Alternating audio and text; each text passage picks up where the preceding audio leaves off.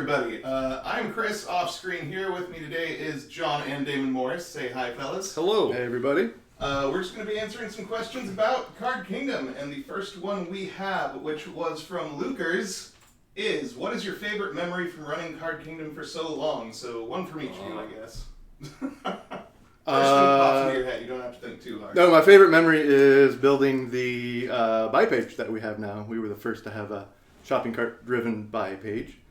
Had a continual problem of always being out of the good cards, and that swiftly solved the problem overnight and really set us up for all the growth that followed. So I don't remember ever being happier about the business than that moment. That was a big turning point.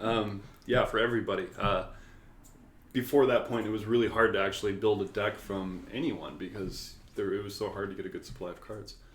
So my favorite memory was probably right after we opened the Ballard Store, coming down after work one of the first weeks or so and sitting down and having a beer after work and actually looking out over the people in the restaurant, and they were all just playing games and smiling and having a really great time and just really being right there in the midst of the community more than I'd ever felt that way before. But yeah, that was a really special moment. And it helped that Richard Garfield was hanging out with us almost every day for 2 weeks. For a couple it was like weeks, 2 yeah. weeks. He was there every day, and it was pretty cool. Did you all hype that up at all, the fact that Richard Garfield was there? I think we were all awestruck, so we were just there literally playing games with him. He was teaching us like hybrid Turbo Heart Queens or something. He would like take games and mash them up. A Trump-based version of... he had just a bag Hearts. of... Yeah, it was. Are You the Banana? Did he play that one with you at all? Are you the banana? I don't think so. I don't remember that coming up. I remember at one of the company parties, he was just going up to people, handing them cards and asking them, "Are you the banana?" And nobody knew what he was doing. That sounds like something he would do. All right. Next question we have, if this will work the way I want it to.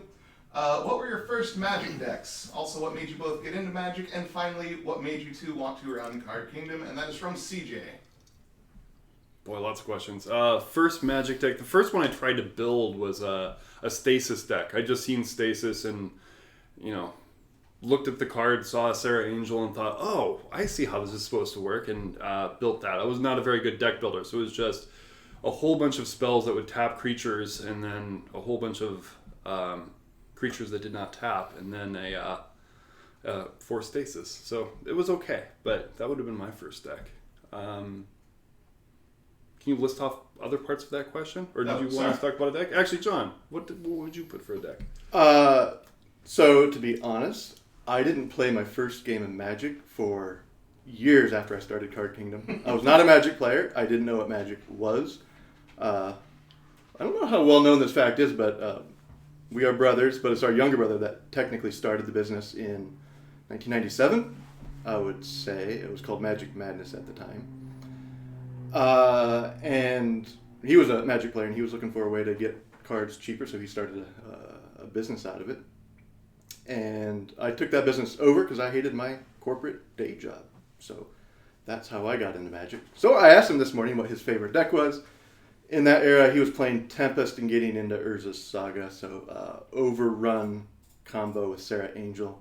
He called it the Flying Forest deck. I don't know if that I think was that's legit. Is that fly? level Does that fly, but- Chris? Yeah, I'm fine with that. As a Magic player, that is an acceptable name for a deck. But yeah, that would have been who taught me. Was actually my younger brother, and would have been while I was in college. Probably 96 or so. He taught me how to play. I still remember to this day him attacking with a flying creature, and me not believing that was the real rule. That he was making that up. But yeah, it started about then. I don't play a ton, but I try to play, at least once a month and have for years, just to make sure I'm current on it, and it's a fun game. It's a good way to get together with friends and play. Sweet. I guess that kind of also answers what made you two want to run Card Kingdom, is you got it from your younger brother. Yeah, I mean that was sort of the impetus for it. John and I both ran a baseball card business starting in like '86. We did it together, like when we were still in high school. And so we were very familiar with, the idea of buying and selling and sorting cards and the markets behind that. And the transition to Magic, it felt very familiar. We both went away to college, got our regular jobs, and then it was really nice to actually go back and get back into a hobby game or a business that we were running yourself. All right. Next question. When opening new sets of MTG, how long does it take to sort it, and how many people does it take? Oh, That is from Chad. That's ramped up a lot over time. Like if we go back, Onslaught, I remember being the first one that was really hard to keep up with, and I think that was just John and I doing that, and it would take us, maybe a week to get things open and keep going. But we opened packs all the time then, never stopped. 20 cases. And now we do. Now we'll have a team of dozens. It's dozens. A lot of people, and we don't get the cards that early, so it's a big operation. Trying to get them in and open and out in the mail, because we try to get all the pre-releases out on the Friday. On the day of release, we want to ship everything. So we'll have 3-4 days of just from the moment we can get in the door till we are exhausted and can't open any more packs. All right. We're gonna throw a silly one at you here. This is from Potato Man the Fifth, apparently. If you were a potato, how would you like to be cooked? Mashed, no lumps. True story, when Damon and I were kids, Mom would make mashed potatoes a lot. We liked mashed potatoes, but we hated lumps in the mashed potatoes. So we would revolt at the lumps. Yeah, seems so silly now. But mashed potatoes, smooth, pit in the center with a pat of butter. That's the best potato. I think I'd be sauteed in butter. From the chat, from Monkey Manu, how have you noticed or not noticed how Arena has affected MTG and game stores, bring more players in, etc., etc.? Has Arena made a bump for y'all? Boy, that is very hard to know. We've tried to pay attention and try to look at it. I believe it will be good for us in retail stores and Paper Magic, just because it's a great way to get into the game. You can share the game across different locations, but with the success of some of the more recent sets and the shakeups with Modern Horizon was awesome for us. Just having Modern shaken up a bit, and that was really great for us. A lot of great products coming out of Wizards of the Coast, and trying to figure out like how much is that versus how much is Arena, and what's back and forth on that. It's difficult. So far, I can't definitively say whether it's helped us or hurt us, or if it's been neutral. I have hope that long term it'll be good for us, but I believe Wizards is committed to Paper Magic and stores and creating those environments for people to play in person. They've every signal from them has been positive in that way. So I don't look at it as, in their minds, a competition, but as a alternate way to play the game. So I think it's going to be neutral and hopefully help get new players in. I agree. It's a great way to recruit new players, new medium. There's not a card market there yet, so I don't see it competing with paper. So we're kind of waiting and seeing where it goes. Have either of y'all actually booted up Arena yet and played? No, I still play on the old. I'm a dinosaur. I admit it. I really don't play online much. I used to play. I don't know. Probably about a year or two ago, I basically stopped playing online, and I just play in person now. From the chat, Zeal Crux, has there been any thought towards some sort of loyalty program? This has come up over and over again. We made a conscious effort, when trying to dive into some sort of loyalty program, about 3 years ago, that rather than give kickbacks to the customer, we wanted to try to create more community. We did our first partnership with MTG Goldfish and affiliations with them, and really that's what we do for the most part. Is we find people that we believe are creating positive content, and then work deals with them, and then percentages of orders that they help bring in. So that's been our number one way to do that. And rather than going directly to the customer, we made a conscious effort to do that, to improve the community, improve the communications, try to support all of that. We still look at it though, like I think we'd like to do something. We have not at this point in time though. So that said, we do know the customer wants some more direct participation in loyalty. It is something we talk about a lot. It's something we're working on. I don't know more. What more we can tell you at this point. Yeah, but I mean it's worked really great for us with the community, and I believe our customers have been vocally very supportive of that. And we've gone from just if somebody places an order with a link to a lot of podcast support as well. Everybody from Tulare Community College and the Command Zone, and just a lot of great partners that we've had for a long time, and we're continually bringing new people on. So we're committed to trying to create this community aspect to it, and so far that's been the driver for us, and I think it's been really good for content and new players and seasoned players and as a whole. But yeah, we have discussions about it. There'll probably be something. I guess to add on to that, I also, rather than giving money back, I always tend to want to give like a unique experience or a unique product or something interesting that you can't get anywhere else, rather than make it about saving the dollar or two, which I don't know. We do try to keep our prices as competitive as we can while still having all of that service that we do and trying to get things out quickly and keeping the quality up. So it's a balancing act. Chat scroll before I could go. I forget the exact wording of the question. There it is. Have you ever considered branching out your single stock to include other games? In my case, specifically Pokemon. That is from Tango Bravo 78. Yes. Yeah. But there's just so much work left on the table to do Magic as well as we can, and so at some point I think that the advantage of diversifying into another TCG will outweigh trying to get the last 20% or whatever out of Magic, and that'd be the natural cut point. But there's just so many ideas on the table that we haven't deployed yet for Magic that we just keep kicking out the timeline on when we would really start exploring that. Yeah, and for anybody who's been around a long time, we did do MLB Showdown, the Lord of the Rings game. We were doing the Star Wars, the Wizards of the Coast Star Wars game from forever ago for a while. We gave Yu-Gi-Oh a shot too. We did Yu-Gi-Oh for a while, and I mean they all were fine and they all worked okay, but we never gave them the attention they needed. And so we've talked about Pokemon specifically, even within the last year, of like, hey, would we want to do this? And it was like, yeah, that would be great. And I think it would be great for the customer, it'd be great for us. We'd give people away who are playing Pokemon that want to transition to Magic or vice versa, a vehicle to do that with, a singles market, making that more liquid. But, honestly, we were looking at, we would like to give better experiences to people selling us cards. And we would like to give better experiences, to these other things. And they've just taken priority so far.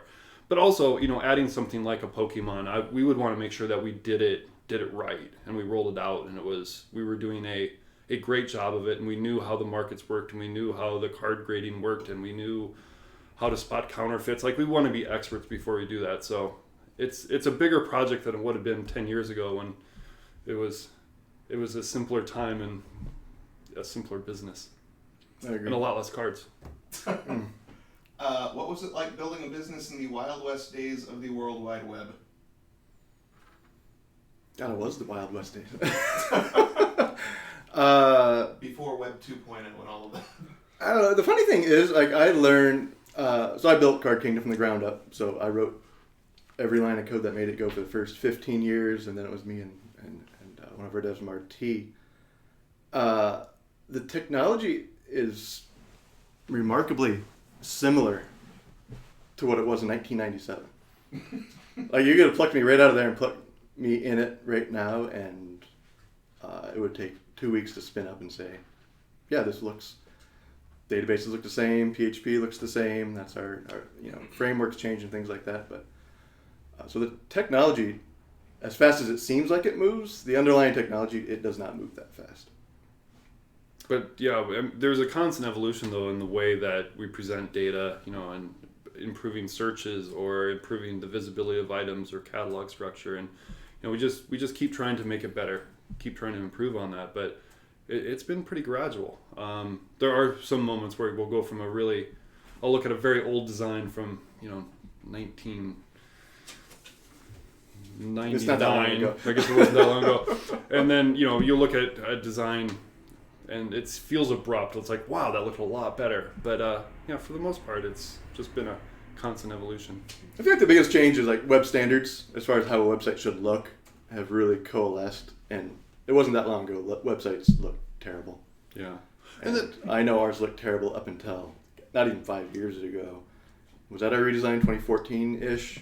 I I mean, that was me designing how a website should look. I'm an engineer, and that was. I apologize. It was unacceptable. We're doing better. Congratulations to Max Hallard, who is our first winner of an Eldraine Collector's Booster Pack. That was Dr. Lily Munster who asked that last question. Thank you. Wingslap asks, what was your marketing strategy when you first started to get your name out there? Be worth talking about. Oh, and before Google owned AdWords, Overture. Yahoo had a thing called Overture, which was like, I think the first pay-per-click Yeah. advertising. That was a big day. When the pricing model hasn't stabilized, so the money you put in came back at a substantial profit. It was about 2003, 4. Yeah. That really opened things up. Yeah, that was big. I'd say, I mean, what we've always done is try to treat people right and try to give people a great experience, and found that, there are times where you could make more money by shortcutting that, but we've always stuck to trying to do that, and I think that's been good. Word of mouth was really our main advertising for 15 years before we started, doing more community-based advertising. Oh, and eBay. I sold singles on eBay, linked to our website. That was kind of what bootstrapped the whole business in the first place. Getting the word out, yeah. Sorry, just finding the next question. Both Jordan and Tara, who work for us, ask when they can get a reserved parking spot. Okay. That's the questions we're getting. How many times per day and with how many people are working on the MTG singles and Card Kingdom? Woo! That's a lot of people. It's more than 100. It's less than 1,000. Yeah, and that's been stunning. I mean, when we first moved to Ballard 8 years ago, I think we had, less than 20 people working on the whole online business. It's been a great few years. Yep. What do you think is the biggest hurdle in starting a successful gaming store? Biggest hurdle. I think if there's one lesson to being successful in a gaming store, it's to commit to doing something well and to keep doing it. There's this tendency to be, hey, we're running this event, or we're having this group come in, and we really want to have a group of 20 or 30 people come in and play this game because that's the optimum number to run the tournament and make it go. And if you have 3 people show up and then you cancel the event, and the next week you have 4 people in and you cancel the event, the next week you're going to have 2 people again, and it's going to go down to 1, and it's going to turn to 0. Like, you have to actually commit and give them something to do and build that community. And I think that's it. It's make sure that you're running something of quality and sticking with it until your audience builds. I think that's probably the number one lesson in the store. So I keep telling the same answer to people. Like, what's your formula for success? Don't go out of business. And it's not that people go out of business because they fail. I've seen a lot of people go out of business because they seem to have lost steam, lost interest, moved on. And the reason Card Kingdom even exists is because my younger brother started a business, and he had to go to college, and if I hadn't picked it up, it wouldn't be here today. I probably just would have sold his inventory and gone by the wayside with dozens and dozens of other Magic websites. Yeah, it's easy to get complacent. It's trying to make sure you're doing the things right and try to keep making them better. We'll jump into the first one. I'm sure it will be several of these questions as the stream goes on. What is the timetable? What can you share about the new store in Portland? Oh, new store in Portland. We're in construction. We're actively, there's hammers swinging. There's walls being built, but there's a lot to do yet. I'm pretty comfortable to be first quarter of the year, sometime January, February, or March. But within that, I have a hard time being more specific at this point. Just like none of the woodwork is up yet. We've got plumbing in. We've got most of the electrical in. There's sheetrock going up on the framing. So that kind of gives you an idea. It's a big box with drywall. Not a whole lot else yet. We still have to get all the art in, and all of the wood, and all of the tables, and all the signage, and and then we can start putting games in. Has running an online store for Magic the Gathering ever became so overwhelming or stressful at one point that you seriously thought of doing something else? Yes! Definitely. So many times. So the formula for success is don't go out of business. Or don't This quit. was early on, 2001. I vividly remember looking at it. I had a townhome split level. Card Kingdom lived downstairs. I lived upstairs. Damon can attest. I was literally surrounded by boxes of Magic cards. Yeah. My dining room, my Buried. kitchen.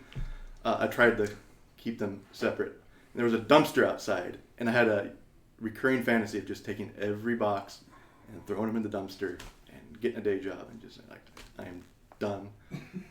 Then the feeling would pass, and I don't get that feeling anymore.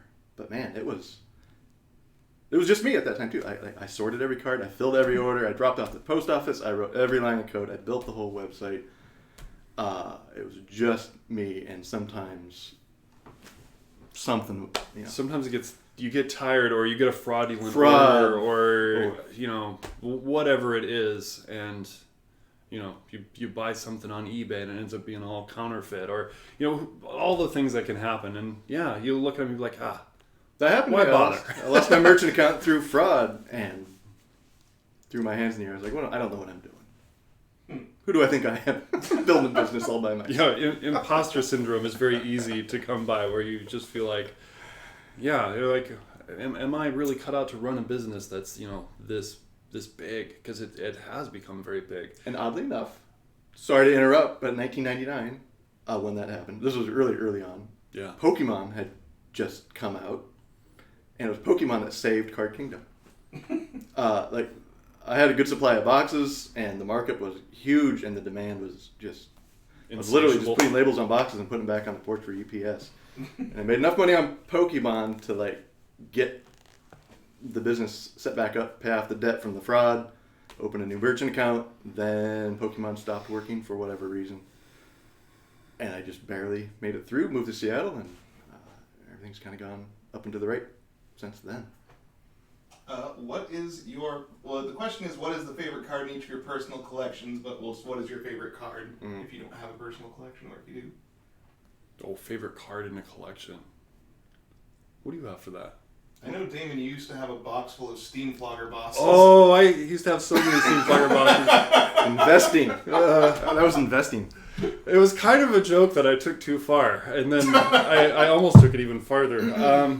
But it actually provided a really great, if anybody remembers the very first April Fool's promo that we did, the Fool's Gold, that was with the Steam Flogger boss. That was it all worked out. That was a really fun promo. Boy, my favorite card. Upheaval. I'm going to say Upheaval. That's a fun card. It's fun. It's fun for somebody. I would say if I would have held on to any one thing, around that time, that Pokemon was saving the business. Portal 3K came out, and I was selling it for $50 a box. Just gobs of them. If I had known they would be worth, $25,000. So the only card that I really own right now that means anything is I got a Richard Garfield PhD signed card that he signed when we opened our Ballard Store. Nice. It's hanging around the office somewhere. Who's the stronger Magic player? Do you ever play games between brothers? Yes, Damon's better. I don't know what I'm doing. No comment. You'll let that one stand. Is Magic the Gathering a hobby still, or is it all just business for you? I guess John has kind of answered this already. Well, it's definitely still a hobby for me. I'm very good at separating when I play Magic and when I don't play Magic. I tend to play mainly limited. I have a friend who loves brewing decks, and every time a new set comes out, he'll have 5 or 6 standard decks, and we'll sit down and play those. It's super fun. But that's what I love about Magic, is just the new cards and the new combinations and the deck building strategies and how it all works together. Which is why I like drafting so much. And every time a new set comes out, I try to draft it. And that's the way I most like to play. So I do enjoy that quite a bit. For me, I guess it's all business because, I love the game Magic. I could get consumed by it if I let myself. but I way more enjoy building a business so that other people can enjoy the game. So it's kind of a thing I do by proxy, I think. So you all started on the website, obviously, but some people have been asking questions about, like, they want to open a card store but have a hard time figuring out where to start. So physical store, where do you start? Start small and work your way up. I think there's a lot of people who go heavily into debt or, take some big gambles, and there's a lot to learn. Our first retail store was, technically our first one was like 300 square feet. It was tiny. And then we went up to like 1,000, 1,100 square feet. And then we went to Greenwood, and then our store was, almost 2,000 square feet. Not very big in Greenwood. And then we went to Ballard, and that was our big jump, right? So we went to the 7,500 square foot store, and then Bellevue, 12,000 square foot store. So those are big. But, if I would have jumped into that right away, even the jump between Ballard and Bellevue, if we would have opened Bellevue before Ballard, I think we would have failed. It's just running a restaurant that big is incredibly complicated if you're not used to running a big restaurant.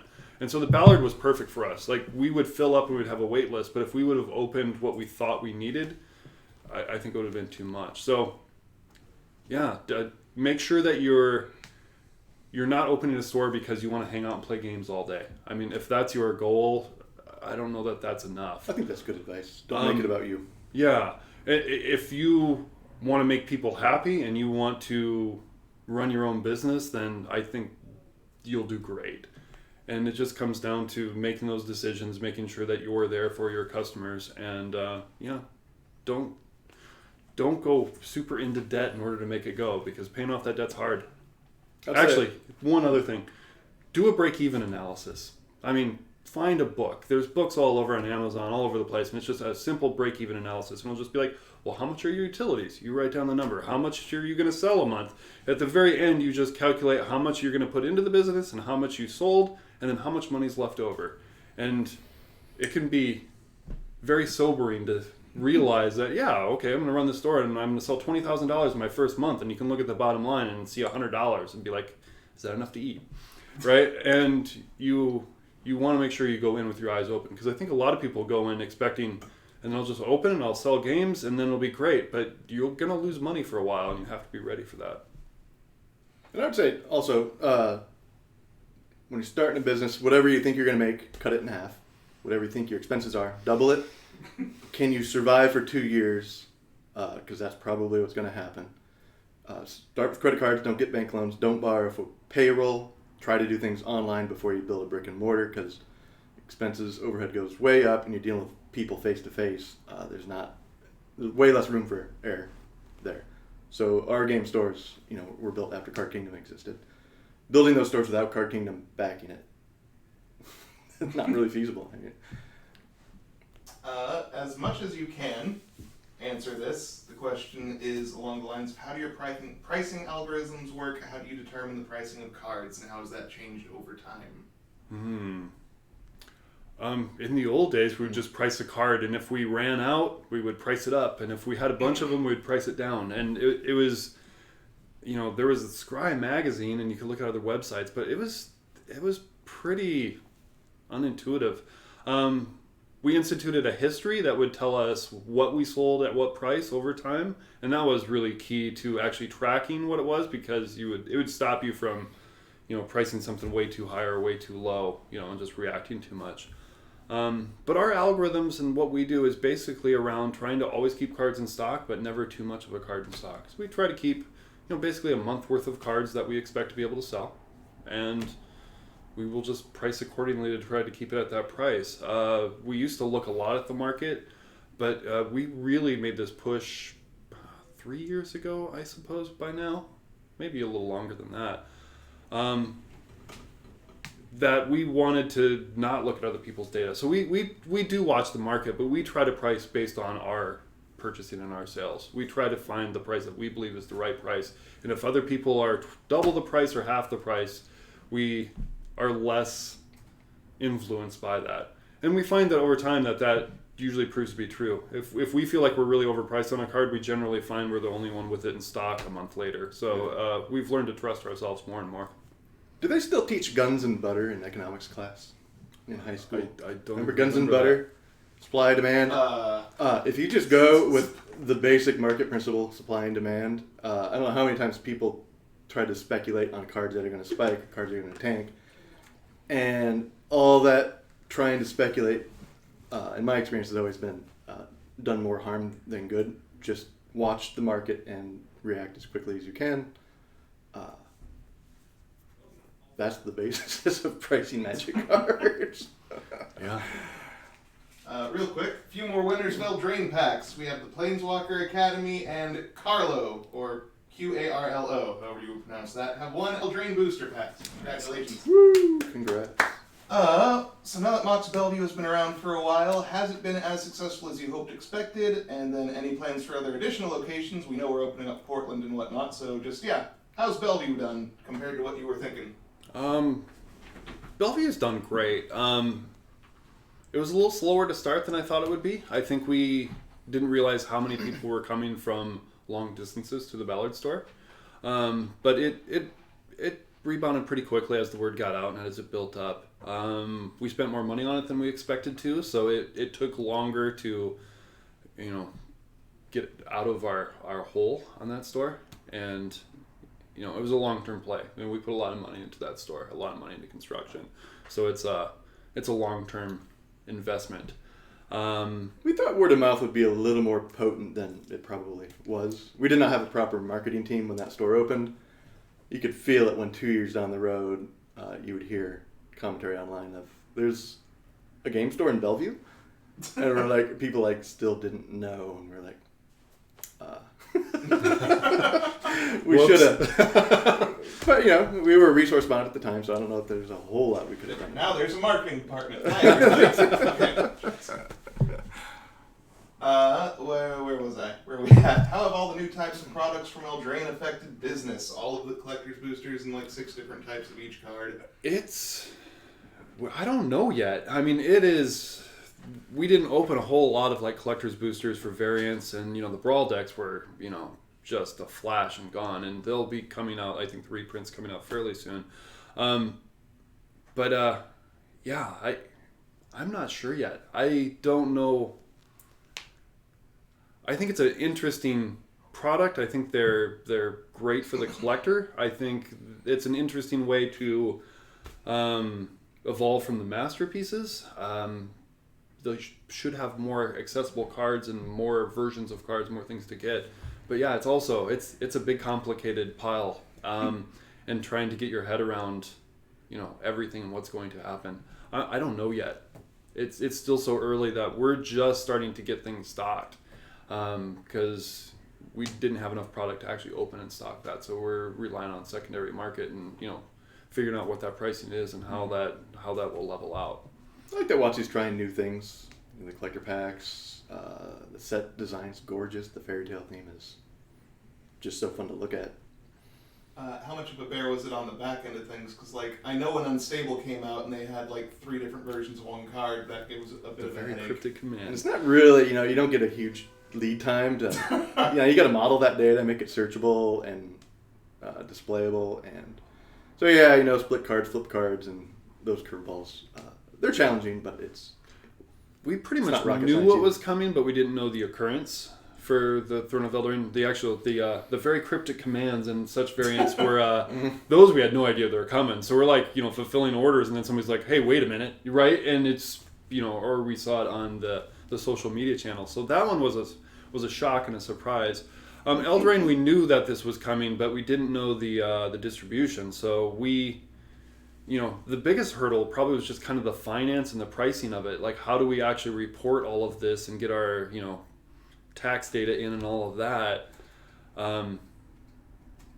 Because we just didn't know what we were going to have until after we opened it and then you're reconciling your inventory. So it was challenging. It's a little chaotic, but that's fun too sometimes. It is. And then also the catalog's kind of difficult, right? You want to make sure that you make it easy for the customer to find all versions of a card, but you don't necessarily want to have, everything in one pile. So it's we're playing around with that, and I think that's kind of gone with promos for a long time. It's what's the best way to organize cards so that people can find variants if they want them, but they don't get distracted by them when building a deck if they're not interested in looking at them. How did you land on capitalizing on the casual market as your target rather than going to a slice of the competitive market? How do they know about that?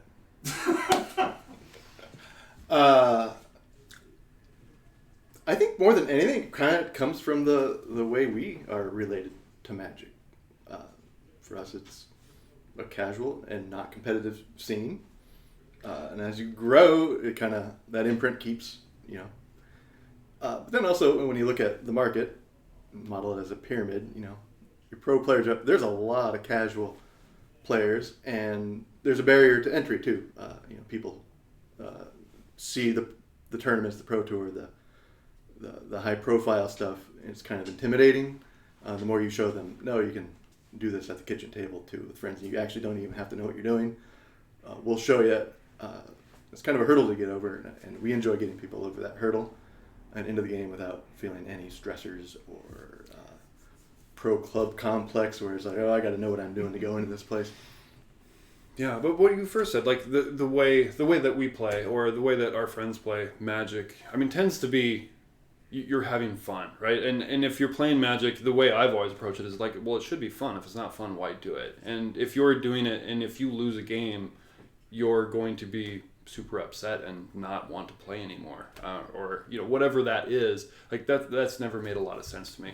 And you can be a pro player or a very competitive player, but still enjoy losing. Which, I mean, I've had some great games that were really, really close that I lost. It was like, wow, that was an amazing game. And if you can have that mentality, I think you can be a casual player. I mean, you can be a very good casual player. And I think you can be an introductory or a beginner casual player. But it's, I guess in my mind and in the environments and in our stores, we've always tried to cultivate that. Yeah, we're very welcoming to new people, to casual people, to people who are very good at the game. And we're trying to create this environment where people can play and nobody is, smacking down other people or telling people they're terrible or, they're helping build them up, because that's better for everybody to have good competition and to be able to have your groups. Also, if you look at the ecosystem, you get 10% of players are competitive, say, but it's driving kind of like 80 or 90% of content. It's like, wow, I got this huge volume of players and the content's not geared to them, so I think it felt like a natural fit. Like, we relate to that, so let's capture that market. Well, that leads right into another question. How much of your success do you think comes from partnering with content creators like the Command Zone and Tolarian Community College? It's done very well for us, and we thank them heartily every day. Yeah, it's been fun, and I think they're doing really positive things too for the game, and that makes what we're doing feel important as well in our stores and creating these gathering places. I think we look at it the same way, and so I think working with them has been really great. And it's not an accident. Like the people we've talked to. We've talked to them because we think they're doing good work. And I think as that audience has grown, we've attracted other people of like minds and other affiliates to, seek us out as well. Sweet. It's also humbling for me that, I'm an introvert. I'm very comfortable in a closed system and, building the best website that we can. But we've got folks here that are very comfortable networking, reaching across other sites, affiliates, and watching that be so successful for us. And I had no hand in that. That was something that I was taught. That was very humbling for me to say that. That's when I started realizing I don't have all the answers for how to evolve this business, and it felt great to have people around me that did know what the next step was. Real quick, congratulations to Duckalope, who has won our first jacket giveaway of the day. Good job, Duckalope. The jackets are nice. Any thoughts on a Card Kingdom app? Yeah, yes. We can't do everything. I'm just asking what people are asking. So here's the dilemma. The mobile internet is moving kind of fast, and there's kind of a theory that it's moving fast enough that apps will become irrelevant because mobile websites will be so good. But we're not there yet. So if I shop Amazon, I still use the app because it's way better than the website, and I think there's a non-small investment in building that app, and I don't know that we've done the calculus to find out what it costs, what the benefit is, and at what point it becomes deprecated or irrelevant because the mobile site does everything you would need it to do. So we honestly don't know yet, and we're divided internally. It's one of our flame wars is we can't decide if it's worth exploring or not. So it's a interesting topic. Thanks for bringing it up. We'll talk more about it, I'm sure. Let's see what else we got here. Sorry. What was your first store? Everyone considers what has been the hardest item to keep in stock over the years? Over the years. Oh, it just constantly evolves. For years it was Morphling. Mm. Morphling was the hardest card to keep in stock. And then it was Entomb or Dark Confident. Those two were really hard for years. At a meta level, plate cards. Our plate cards sell too fast, and we're left with you all need to sell us more plate cards, or I don't know. That has been challenging. Mox Sapphire has been probably the hardest card since the beginning of time. I'd say Mox Sapphire. Or maybe Ancestral Recall. If I said, like, over time, if I look at the card that we've had in stock the least often since we started this business, it's probably Ancestral Recall. Makes sense. If you really want to go in having all pictures of every basic land all the time, it's a labor of love. And we're trying. We're getting there. We're getting there. So you mentioned the brick and mortar stores might not have made it without Card Kingdom, the website, but what made you want to open retail locations? Was that always a goal? We always had them, but to do that jump from our Finney store to the Ballard store, I mean, to be able to do that in a 1 to 2 year period, and to be able to make all the mistakes we needed to make opening that store and getting it, to profitable, I think Card Kingdom made that possible. If we were solely focused on just the retail store, I mean, you could probably do that kind of thing. But, we had stores before, and there's a lot of people that have very successful retail stores that are, incredibly nice and big and complicated that do a great job of it. So it is possible. What was the last part of that question again, Chris? So was that always a goal to open up, because when you started, you said it was just the website. Was it always we did transition. I mean, For me, no. John and I both looked at it all. like, okay, we've got a little retail store, it's great and it's fun and it's cool and all, but we really were working on how do we build this almost like this machine of a website where it's like, the cards come in and we process them and we're optimized and we're, doing all of these software fixes to make it more efficient and just trying to grow the business and do a better job with keywords and all of that just felt very, and we both were engineers and we came into this business, we treated it as engineers, but we did make this conscious effort to change while we're in Finney and had that store and going into Ballard and the current stores where we really built them for community. And in fact, I presented the idea to John and to do the Ballard store with the cafe and everything, and his response was just don't lose any money, right? That was his half of the things, like, if don't make me do any construction and don't lose any money, let me focus on the online and the development, and I really wanted to create something beautiful and something that people wanted to spend time within and to have people have a better life because this store existed. So I'd say for me, there was a drastic change from an engineering outlook to a artistic and great atmosphere. And so for me, moving into it, I thought we were signing up for a lot of hard stuff, and it was true.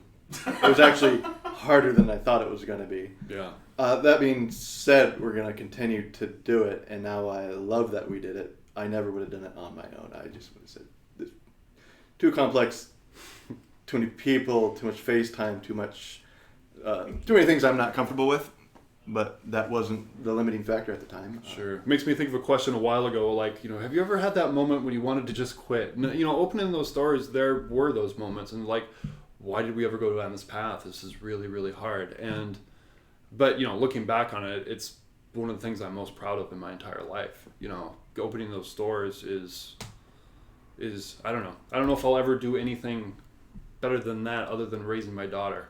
It's a fantastic thing to feel connected to. Well, now when I go to school, parents are like, oh my God, we love your store. Kids go there. And it's just like, oh my God, everyone loves what we've done. So it's kind of hard not to It's easy to forget the hard days when you have That moves the hard stuff into the background and makes it worthwhile. Where did the rook come from? Was that just the easiest thing to make a logo of Card Kingdom? A man named Tim, a graphic designer. Tim Adlin. Tim Adlin designed that, and that was his first concept drawing.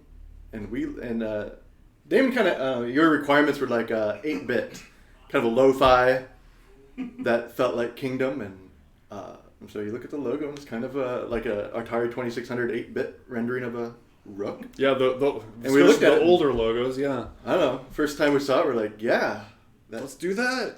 So we've riffed on it, but yeah, it's not going anywhere. I don't think. Yeah, he owned a coffee shop just down the street from our University District store, our first retail store, and we'd go in and get coffee every morning, and then found out that he did graphic design. Like, we need a logo, and so he did that for us. So Tim, if you're watching, thanks, man. That was solid. And that was 1999, 2000. No, that would have been 2001 or 2002. 2001. So what did we do? Must have just said Card Kingdom before that. I don't know. I have one of pictures those, somewhere of all like the old website versions. It's just logo. The font was the logo. Yeah, it was like there was like a carnival kind of one, and before it was that, me playing with a. There's one I designed with a sword through the word. I mean, You it was playing terrible. Photoshop, I'm sure. Terrible. It's a good thing I don't do graphic design. What games are your new favorites? Like, what are you taking home to share with the family? Not necessarily Magic, just like board games, card games, anything. Oh, I recently played Doctor Strange and Mr. Norrell. I don't know if I'm pronouncing that right. A game based on the novel. Yeah, and that one was pretty fun. That's the last one I picked up. At home, when we have visitors or there's kids playing, we play a lot of Azul. We play a lot of Splendor. What's the other one? The stained glass one, named after I know what you're talking about, but I can't remember the name of it. It's named very after pretty. the Spanish the Gatti Cathedral. Sagrada. Sagrada. Yeah, that one. I don't know. Those are probably the most played right now. The kids now are getting out of Pokemon. Once they play Magic once, they don't ever want to touch Pokemon again. I find that. I was like, wow, it takes like one game, and they're like. I forgot. I just bought my daughter the D&D starter set for her birthday. She turned 11 last week, so I bought her that, and we've been reading the. It just comes with like the little paper instruction manual. She really wants the monster manual, which I'm sure I'll get her shortly. But we've been rolling up some characters. We haven't gone on our first adventure yet. We got to have some friends over and do that. That's about how old we were when we got the box set. Yeah, Isn't it? yeah. It's very nostalgic. My kids don't like competitive games. They like co-op games because they don't like losing. So we play a lot of. My daughter Co-op. loves competitive games. They cry and get disturbed by competition. So a lot of like Forbidden Desert stuff. I tried to let my son win his first game of Magic. He was actually really close. I was like, "Are you doing it?" And he just barely lost it. Burst into tears. I'm like, "No, you have to play again and push through." Let's see. What would you do differently if you opened Mock/CK today? Would it be harder or easier today? I think it'd be a lot easier. Entering the market now? Oh, if we had just done it from scratch. Is that the question? Like, if we just... Like, CK Mox doesn't exist, would it be harder to start it up and get it stand it up right now? I think it'd be easier from the standpoint of people are used to the idea now. Other people are doing it. When we first did it, I don't know how many people John and I had come to up and say, I don't know what you're thinking. That's crazy. Like, that'll never work. And I mean... You're talking about the, like, Ballard Cafe style thing. And now I think people are used to different sorts of experiences. Getting into the web, the web presence is pretty established now. I think it'd probably be hard to build up. I don't know. But there was a lot more players 20 years ago. I mean, there was a lot of websites. There's a lot of mail order going on. So it's kind of, like things do. They've kind of consolidated into bigger entities.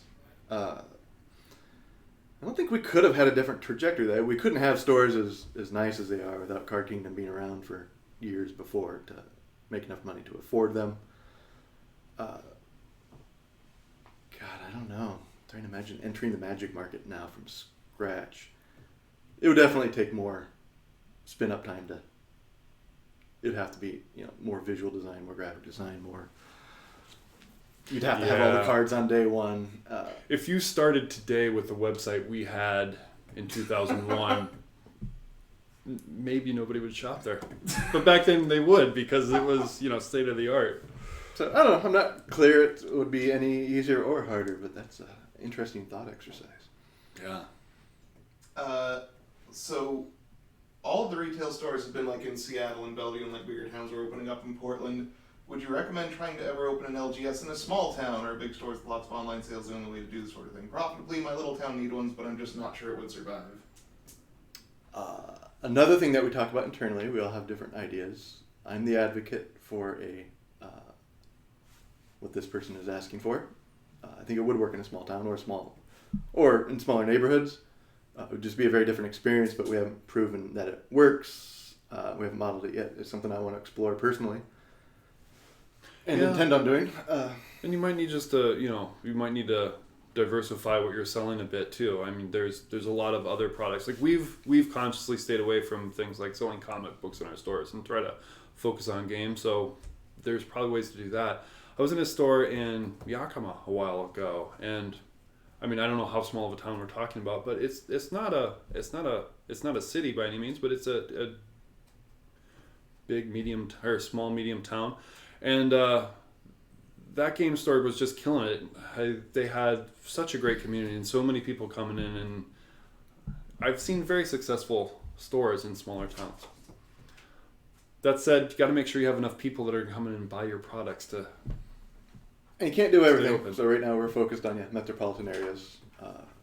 We feel confident, but right now we're exploring places further away, and that's all we can handle right now. So trying a smaller version of our store and in a place far away would probably set us up for some very hard lessons. Yeah, I haven't really done a lot of work on like what size town would be viable for a store. I don't know. Kind of tying into this, something we're kind of getting a lot is, when are you going to open up mocks in City X? People have been asking, like San Francisco and things like that, so... Eventually. I mean, right now we're on pace to do one every 4 to 5 years. We'd like to go faster than that. It's taken a long time to, prove the model, get ahead of it, try to, work through marketing and getting construction done quickly enough, and we're learning a lot. So I'm hoping that we'll be faster going forward. We would like to get to your city as fast as we can without breaking ourselves, but we don't know. That's the problem. We would love to tell people we'd like to be there by this date, but you can't put things like that out there because it's very disappointing if you don't make it.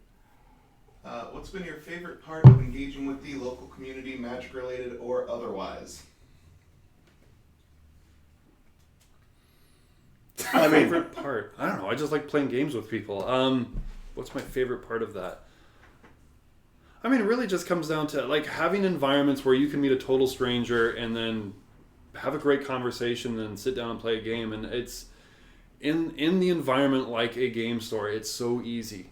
I mean, just be like, it's a total stranger, and you end the night and you feel like you're good friends, right? You've just had a fabulous encounter, and that's my favorite part. It's like it breaks down those barriers.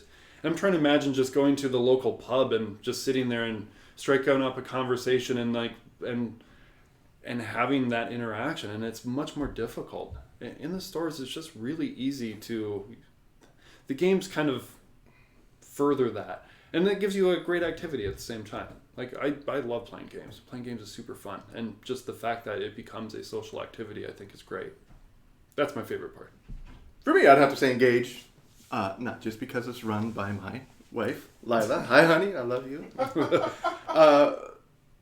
But it's great seeing all those people come together. They come from far away to play in tournaments. I think the Chalice is on our homepage right now. If you're not in the loop on what we do here, click on the link and learn about it. But donate, get the prof to shave his head. Yeah, get the prof to shave his head. He will do it. I believe him. He doesn't want to shave his head. It's just great watching. We've raised, I believe, in excess of $500,000 for mostly at-risk youth. It's been just under $600,000. Oh, right on. How do you personally feel about loading ready run using the tagline, Card Kingdom, a kingdom of cards? I love it. I think it's a great tagline. I like it's got a nice ring to it. I think we should. We haven't really had an official tagline. We've had a few unofficial ones, and we've run with things on certain advertising. It's so funny because Maybe we should start using it for real. Jimmy John's it's kind of started in the Midwest, and they had a tagline of "Sub so fast you'll freak," and I thought of stealing it. I was like, "Who's gonna know I'm in Seattle? They're in Iowa." And they're everywhere now. I was like, if our website said "Magic so fast you'll freak," we would have been sued long ago. Long ago. But unofficially. It's legal if it's unofficial, right? Yeah, I think so. Moving on. Marketing's groaning. What are other brick and mortar stores in the gaming space that you admire or envy? Oh boy.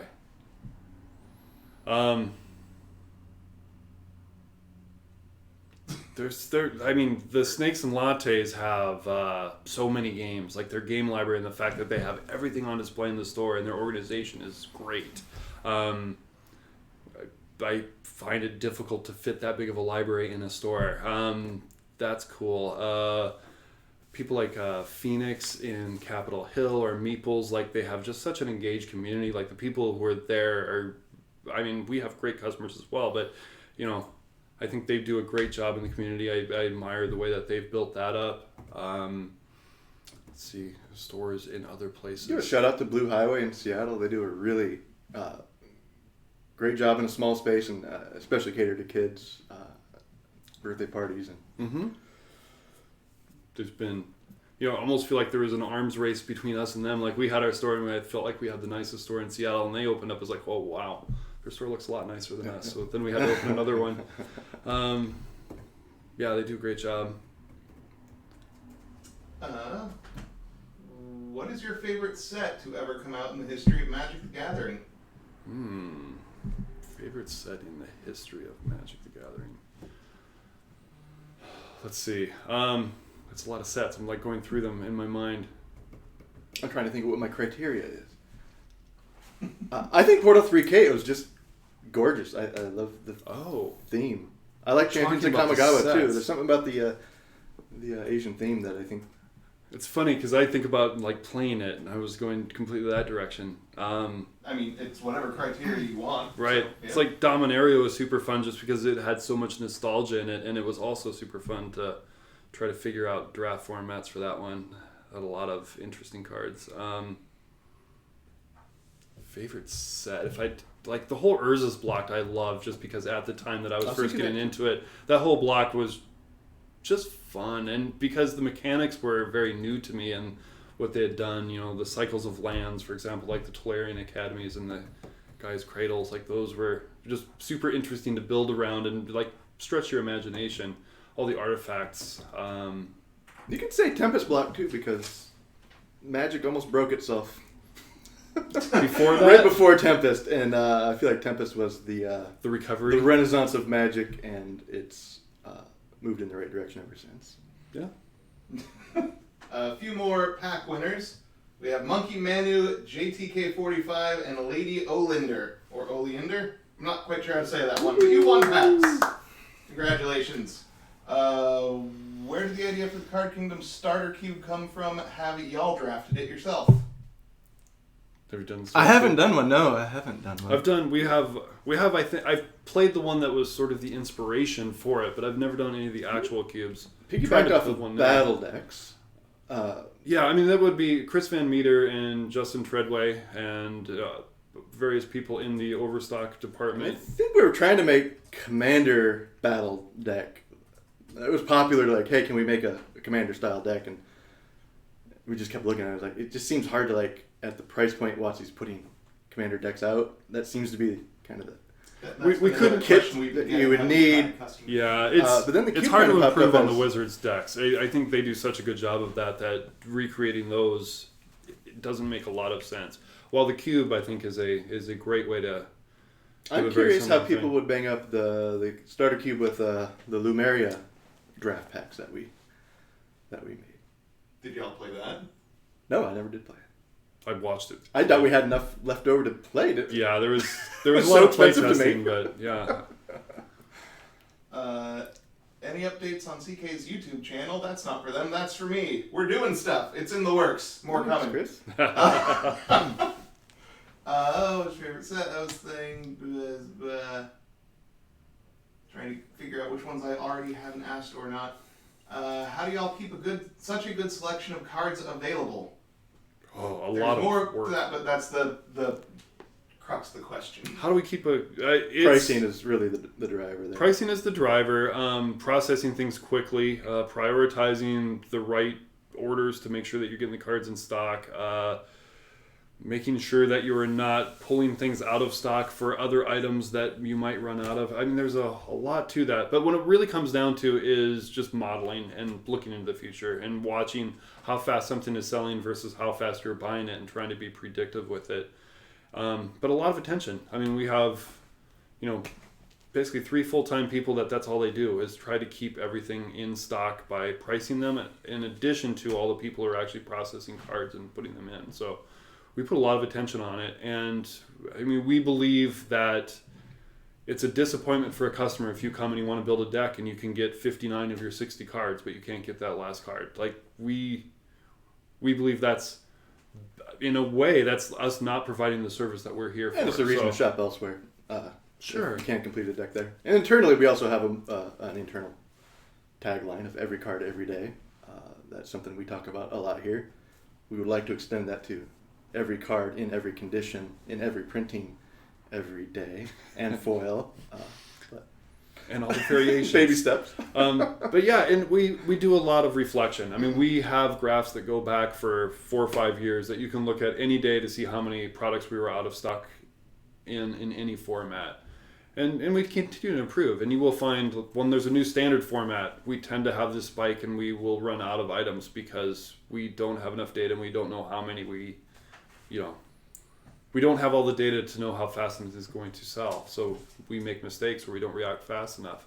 And we continue to try to get better at that.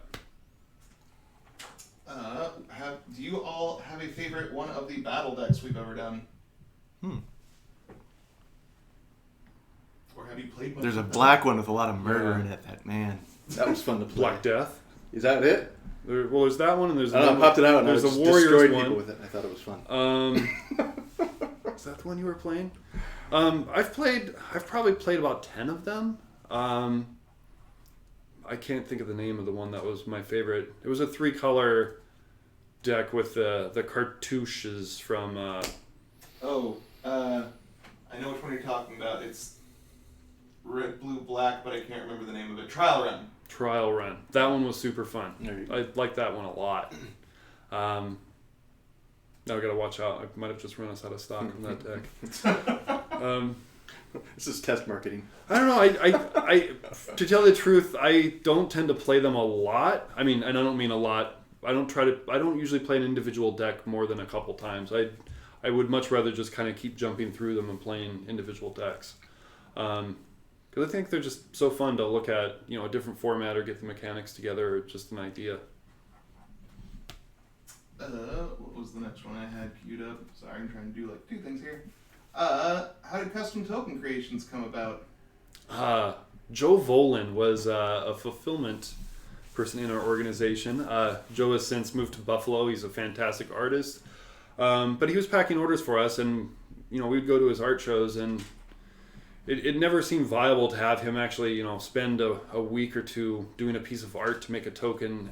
And then one day we decided, let's try it anyway, and we did. And He was out they at were PAX, lovely and they too. were fun. And then I think that's when we went to PAX. He'd go to PAX and he'd draw custom art on playmats for people. And it's the craziest thing. He would sit there and he would do dozens of these a day.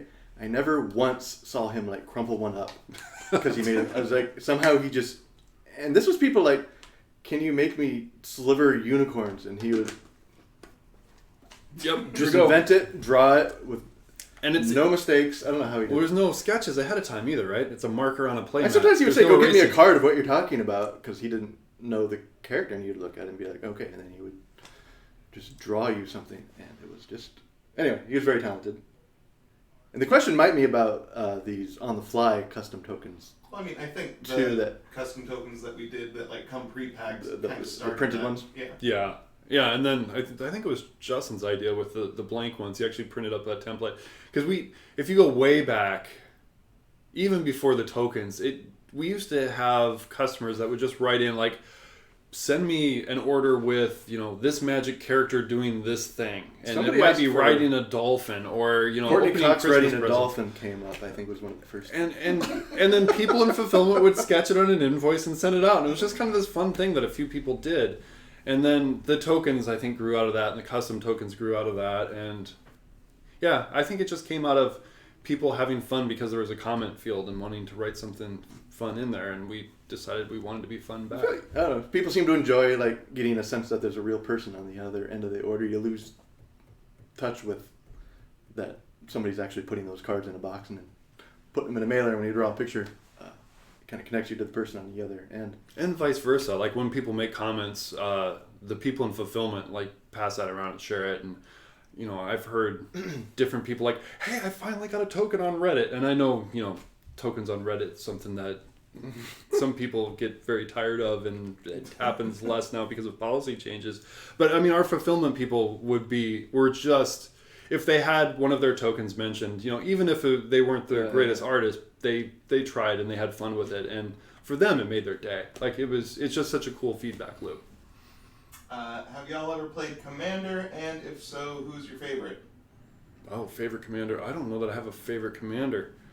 I only have played other people's commander decks. I haven't played a lot, but I've probably played 20 or 30 different commander decks, and I always lose. I'm a terrible commander player.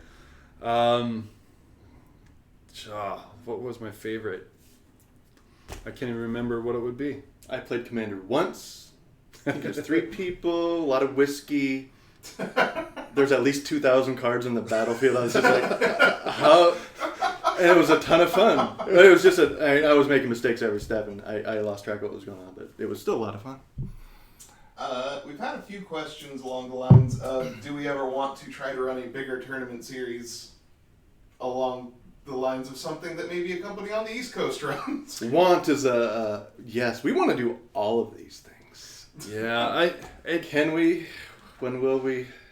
I mean, really, our direction right now is, rather than running a tournament in 20 different cities every year, or I know some people are doing a much better job than that.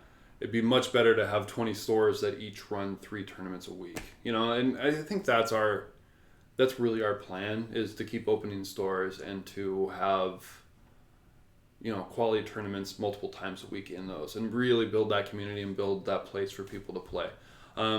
It is something we're actively looking into. We have some concepts around it. I don't know if we have the capacity or bandwidth to do it, but yeah, it's kind of a whole new business, and we've dabbled with it. We've done in the day the PTQs and things like that, and really enjoyed them, and feel it's interesting. But we're not experts at doing traveling tournaments. What is the most boneheaded misplay you have ever done while playing Magic? I played a sorcery in combat with a Wizards employee. I still feel like a dummy. Yeah, I'd say I do recall once getting in with a creature, and I think I was going to win the game with my Phantasmal Bear. If I couldn't have won with the card, I needed to pump it, so my combat trick, which pumped my Phantasmal Bear, would have won me the game, but instead, of course, I got an 0 for 2 because they were both destroyed. And then this crackback killed me, so that was probably one of my very best bonehead That clutch moves. scene is the hardest thing when you're playing and you can hear the people around you like, oh, you're totally gonna win, and like your mind goes blank and you flub it, and then you realize what you did. That's the worst feeling. Yeah, and you can 30 seconds before you can be like, oh, it'd sure be cool if I could pump that creature, but he can't because it's an illusion, and then there you are 30 seconds later, it's like, oh, I could win. That's why I could never be a competitive player. My mind goes blank under pressure. Screaming Jay Walking and Red Doyle, you have won PAX. Good job. Woo! Any chance we can see y'all on a podcast like that of the Command Zone, or have combo with the Prof, etc.? Sure.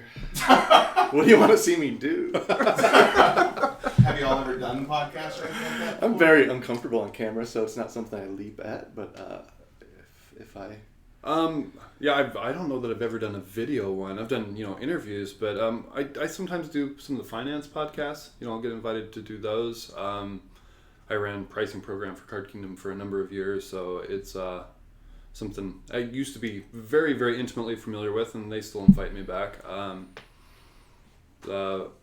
I tend to do the Quiet Speculation podcast once a year, things like that. But yeah, if somebody invites me, I usually say yes. But I don't go out and seek it out because, like John, I'm a little on the shy side. There were some other questions that I can't find or remember. Okay, last winner of our jacket is going to be Zinc Pro 45. You have won one of the jackets. Congratulations. Any thoughts just in general on this being the 20th anniversary, which is why we are doing the AMA? It's been 20 years. No, it has not been 20 years. Yeah, it's been 20 We're getting years. old. God, it's been great. I was working as an engineer. I still remember, one night just contemplating if I should quit my job and partner up with John. And, he was at that point that he needed some help, and I really wanted to. And then I'd spent 7 years in college. I had my master's degree. I was doing hazardous waste cleanups all over the country, and it felt like it was the right stuff. And I was doing, something good for the environment and good for the world. And then it just, after, I don't want to say it was torturous, but it was a very intense couple of hours of just trying to weigh my options. And when I made the decision to leave that and to join John and to do this, I was just elated. And it kind of changed my life. Like, my hair was going gray, and it delayed that about, I don't know, 15 now it's years. just starting It's happening again. But it's, I don't know, my quality of life has been better. What I do for people feels better. I feel like I'm making a better change in the world. I'm happier. It's been a great 20 years. This company and this opportunity has been a really fantastic experience, and hopefully we can keep this thing going for another 20. I'd like to say thank you to all of our customers. It's all of you that have enabled me to live my dream of not working a corporate job. So I am eternally grateful. But you also support the jobs of hundreds of people at Card Kingdom, Mock Sporting House, all of our affiliates, and as we build stores, you're supporting the spread of this community across the country and even beyond. So thank you. Sweet. Curse01 and Sayoko Oblivion, you are the last winners of our packs for this stream. So congratulations right there. I think that's going to be it. The last question we have, and this was the first question submitted to us, what is the meaning of life? Oh, God. Closure? That's a good one. So what most people don't know is that I probably think about this question almost as much as I think about selling magic cards. So if you really want to know my answer, you have to pack a lunch. We're going to take a long walk. We'll be 10 miles down the road when you say, hey, John, I don't think I want to be on this walk anymore. Can we talk about something else? I have very interesting views on the meaning of life, but I'm trying to think of a way to sum it up to its kernel. Look at the people around you and realize that you are no better, no worse. We're all facets of the same thing. When we can all learn to accept people for who they are, we'll stop asking that question. Meaning of life. Make the things around you better than the way you found them. Build things that are beautiful. Be good to people. Cool. All right. That'll do it for us today here at Card Kingdom. Thank you, John and Damon, for sitting down for roughly an hour and a half and answering questions. Thanks, everybody, for tuning in, and we'll see you later. All right. Bye, y'all. Bye. Thanks a lot.